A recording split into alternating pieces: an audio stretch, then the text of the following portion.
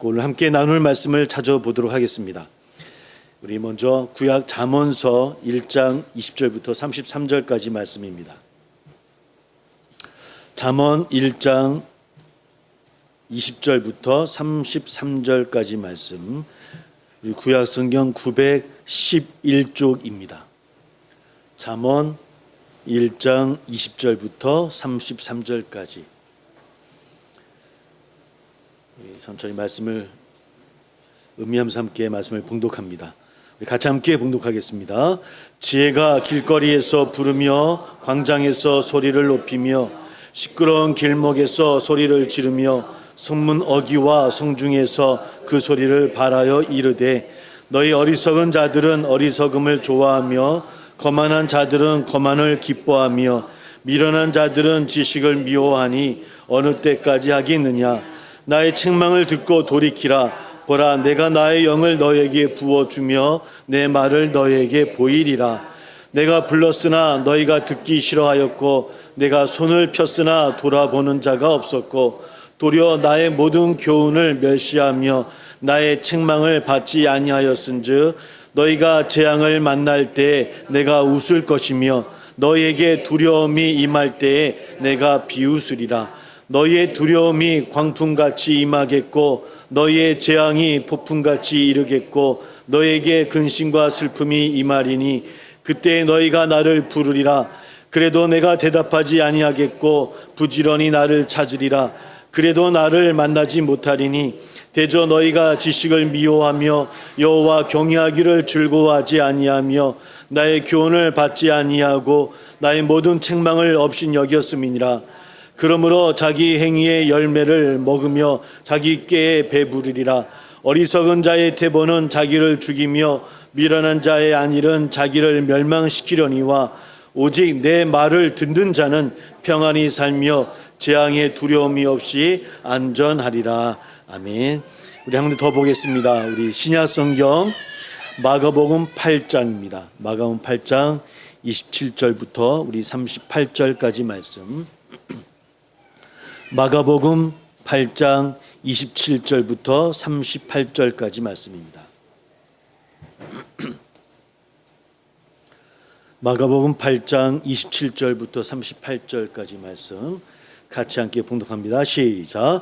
예수와 제자들이 빌립보 가이사랴 여러 마을로 나가실새 길에서 제자들에게 물어 이르시되 사람들이 나를 누구라고 하느냐. 제자들이 여짜와 이르되 세례 요한이라 하고 더러는 엘리야 더러는 선지자 중에 하나라 하나이다.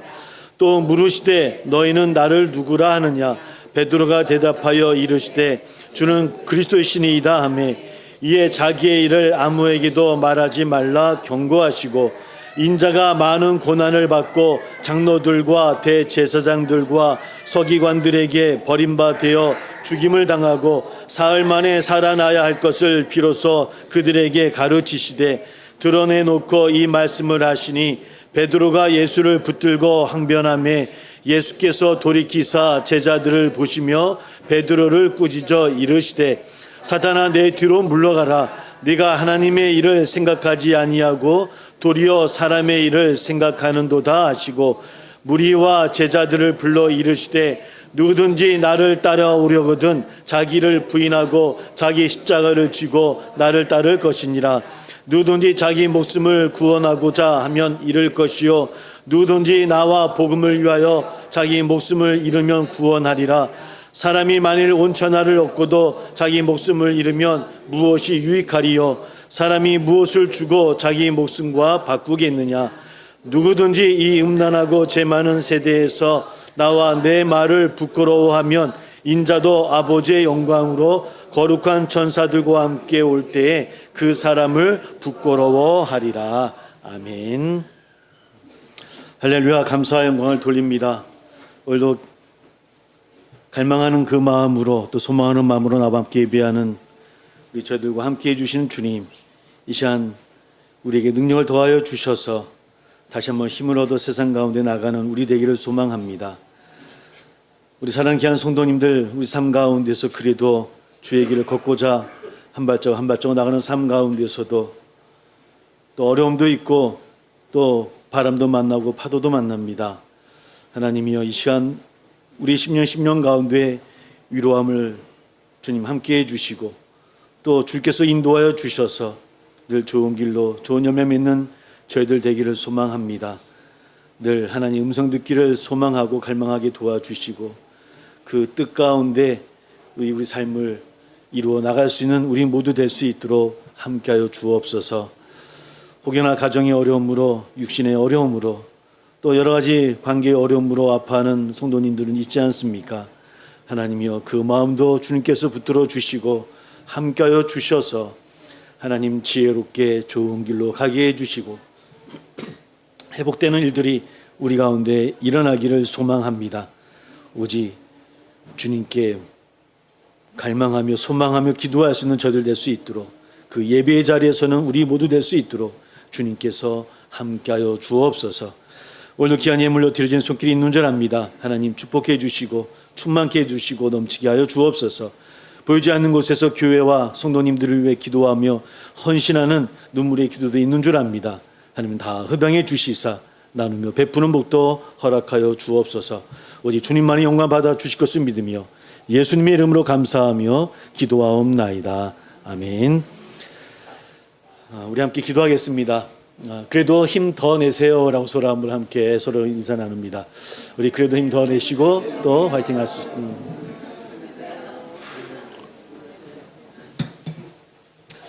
우리 한가위만 같아라는 말도 있지만 우리 더 힘을 내시고, 또 여름도 얼마 안 남았는데 저도 이렇게 뜨거운 추석은 우리가 살아온 처음인 것 같습니다.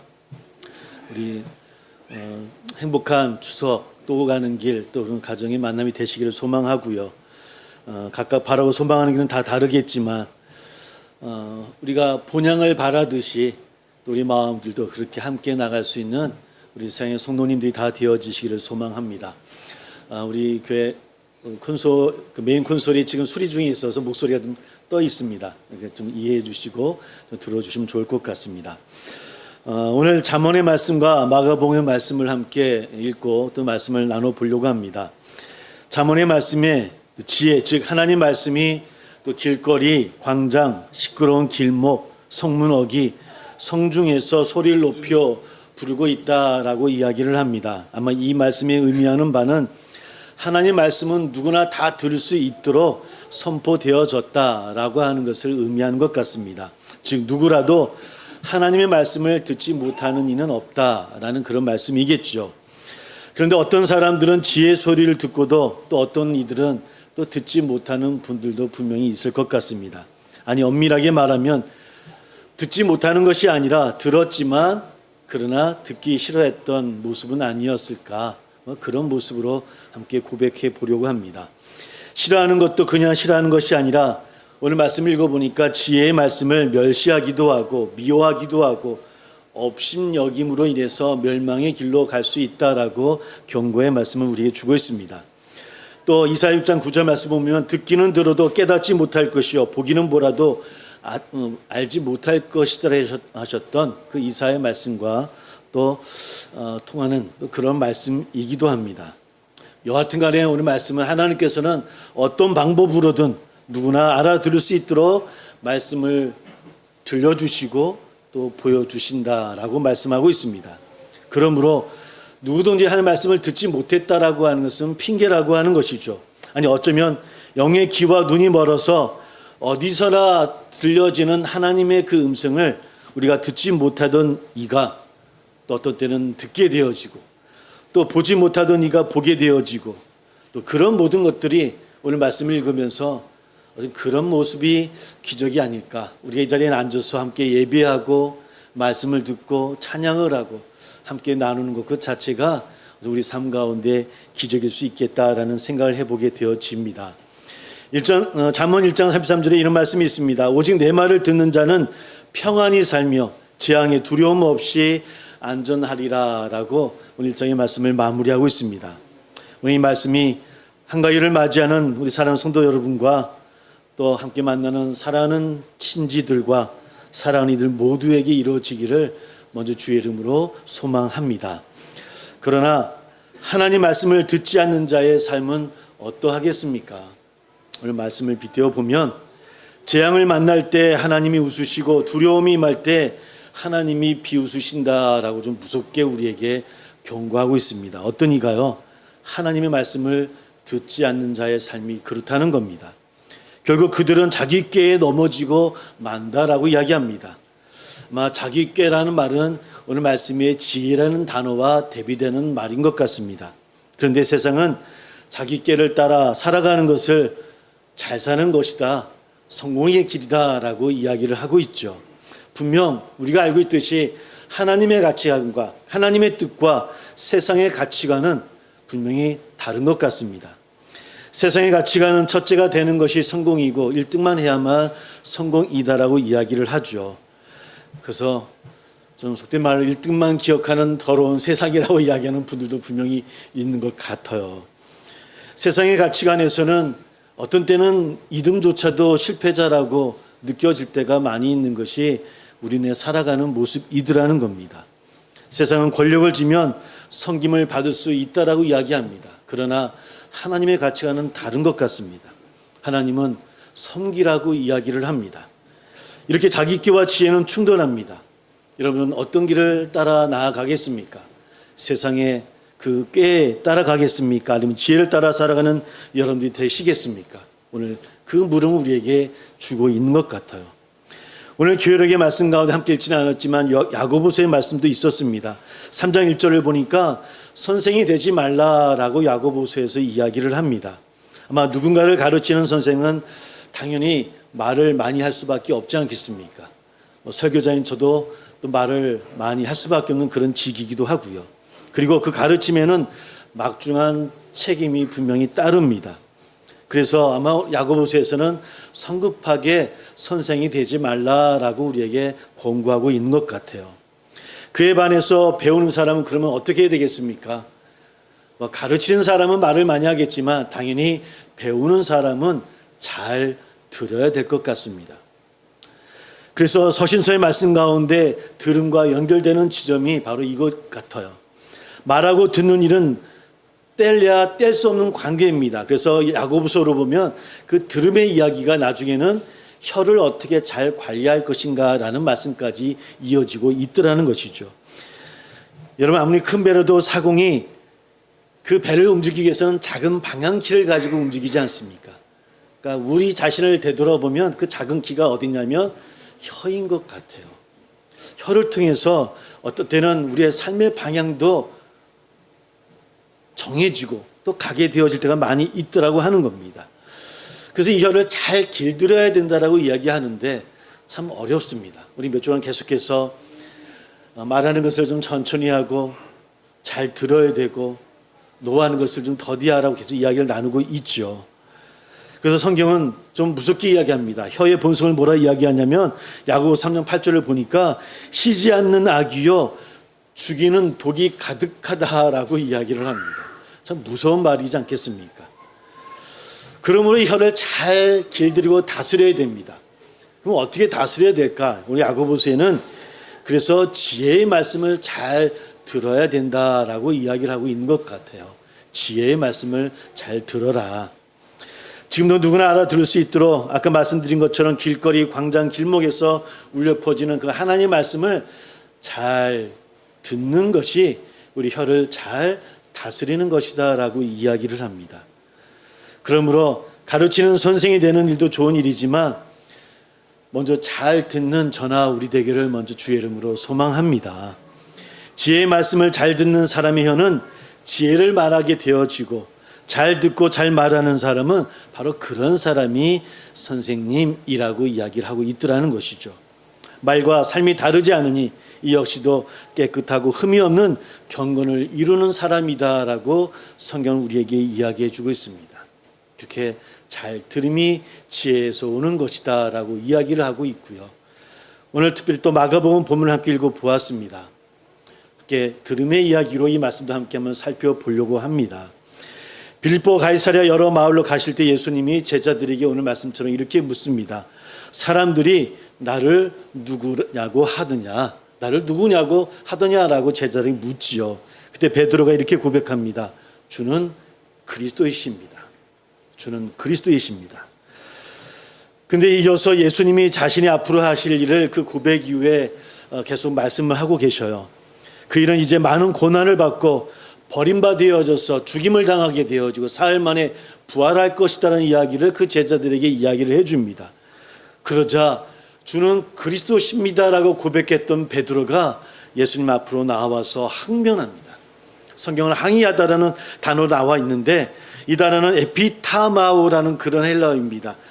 이 말씀을 또 찾아보니까 좀 우리 30절을 보니까 예수님의 제자들을 엄히 경고하던 그 말씀과 같은 단어입니다. 그러니까 그 의미는 어떤 의미냐면 지금 이 베드로가 주님보다 높은 자리에 올라서서 예수님을 꾸짖고 있다라고 하는 겁니다. 꾸짖으며 그래서는 안 된다라고, 이게 무슨 말씀이시냐라고 베드로가 예수님께 이야기를 하고 있더라는 것이죠. 방금 그리스도라고 고백했던 베드로였습니다. 어떻게 이렇게 그 입으로 고백을 했음에도 불구하고 금방 예수님보다 높은 자리에서 예수님을 꾸짖을 수 있었을까요? 그리스도라고 고백했다고 하는 것은 나의 주님이시여 나의 구원자라고 고백하는 것 아니겠습니까? 내 뜻이 아니라 당신의 뜻대로 나가겠노라는 고백이 아니었겠습니까? 의로우신 예수 그리스도를 한 분에게만, 당신에게만 무릎 꿇고 경배하고 당신의 뜻대로 살겠습니다, 따르겠습니다라는 고백 아니겠습니까? 그럼에도 불구하고 그 고백 바로 이후에 베드로의 모습은 예수님의 길을, 예수님의 말을 막고 항변하는 모습으로 오늘 우리에게 비춰지고 있더라는 겁니다. 제가 보기엔 좀 정신이 나가지 않고서야 어떻게 이렇게 얘기했을까라는 생각을 해보게 되어집니다. 그러면서 함께 고백해봐요. 우리라면 어떠했을까? 우리가 베드로라면 우리는 예수님 앞에 어떻게 했을까? 곰곰이 말씀을 또 묵상해 보아도 별반 다르지 않았겠다라는 고백을 할 수밖에 없더라는 겁니다. 우리에게도 예배도 기도도 찬양도 신앙생활도 우리는 온통 예수 그리스도를 나의 구주로 고백하는 우리의 삶이요 신앙의 모습입니다. 아멘하며 무엇이든 주님의 뜻을 받들어 나아가겠노라고 했던 우리의 늘 예배의 모습 아니겠습니까? 우리 또한 베드로처럼 그렇게 하시면 안 되고 이렇게 해야 된다라고, 혹 우리 또한 그런 고백 가운데 있었음에도 불구하고 예수님을 가로막고 있는 것은 아니었는지, 또 그러고 있는 것은 아닌가 한번 고백하게 되어지더라는 겁니다. 이렇게 해 주셨어야 한다고, 그래서 섭섭하다라고 좀 불평하면서 주님을 가로막고 있는 것은 아닐까. 그렇게 섭섭하다고 나의 기도는 들어주시지 아니하고 왜 당신의 뜻만 이루시고자 하냐라고 오늘 베드로의 모습을 통해서 우리 자신의 모습을 바라보게 되어지더라는 겁니다. 그러자 예수님이 베드로에게 이렇게 말씀하셨죠. 사단아 내 뒤로 물러가라. 사단아 내 뒤로 물러가라. 베드로의 신앙 고백은 분명히 올바랐습니다. 맞았습니다. 그러나 그의 신앙은 그렇지 못했던 것 같아요. 그의 고백은 당연하고 옳은 것이었지만 그의 삶과 그의 생각과 그의 신앙은 올바르지 않았던 것 같습니다. 신앙 고백과 신앙이 다른 것은 마치 야고보서의 말씀처럼 한 샘에서 단물과 쓴물이 나오는 것과 같은 이치일 것 같아요. 왜 그랬을까? 우리 이것을 물어야 되지 않겠습니까? 우리는 또 왜 그럴까? 왜 베드로는 그런 고백을 했음에도 불구하고 왜 베드로는 예수님의 앞을 가로막고 왜 예수님 앞에서 항의하는 그런 모습으로 섰을까? 또한 우리 또한 늘 예배하고 기도하며 찬양하며 나의 주님이라 고백함에도 불구하고 왜 늘 우리는 그 뜻보다는 나의 뜻 때문에 섭섭하고 불평하고 왜 말씀 앞에 서지 못할까? 왜 그럴까요? 다혈질이었던 베드로는 수제자였지만 아마 예수님의 말씀을 세심하게 잘 듣지를 않았기 때문은 아니었을까라고 오늘 들음이라는 전체 주제를 가지고 함께 한번 고백해 보는 겁니다. 잘 경청하지 않았던 것은 아니었을까? 만일 그가 예수님 말씀을 귀 기울여서 경청했다면 예수님의 순한 예고에 대해서 아마 항변하지는 않았을 것 같습니다.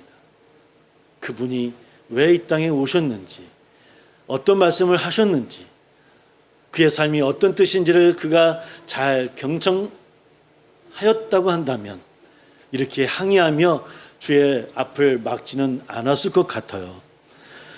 아마 뭔가 평상시에도 주의 말씀을 건성으로 들었거나 아니면 자기 생각에 사로잡혀서 주님의 말씀을 잘 듣지 않으려 하지 않았을까?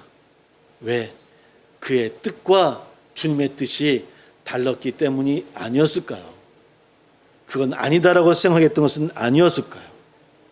그 결과 사단아 물러가라, 네가 하나님의 일을 생각지 않고 도리어 사람의 일을 생각한도다라고 주님께 책망을 받고 있습니다.